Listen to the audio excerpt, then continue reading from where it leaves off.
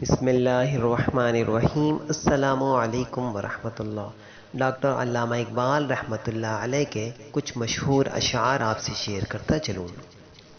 علامہ اقبال کہتے ہیں، بات سجدوں کی نہیں خلوص نیت کی ہوتی ہے، اکثر لوگ خالی ہاتھ لوٹ آتے ہیں ہر نماز کے بعد۔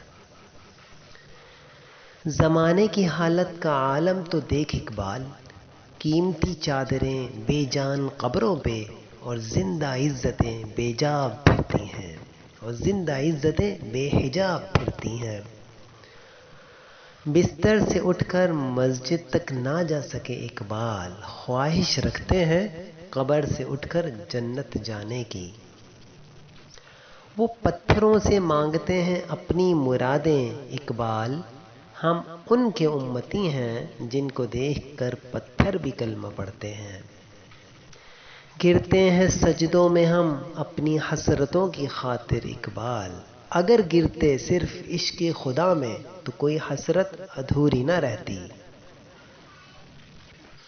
یہ کفن، یہ قبر، یہ جنازے رسم شریعت ہیں اقبال، مر تو انسان تبھی جاتا ہے جب یاد کرنے والا کوئی نہ ہو۔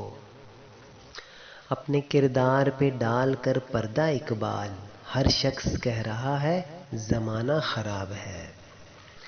کوئی عبادت کی چاہت میں رویا، کوئی عبادت کی راہ میں رویا، کوئی یار کی بے وفائی پہ رویا، کوئی یار کو منا کے رویا۔ عجیب ہے یہ نماز محبت کا سلسلہ، کوئی قضا کر کے رویا، کوئی ادا کر کے رویا۔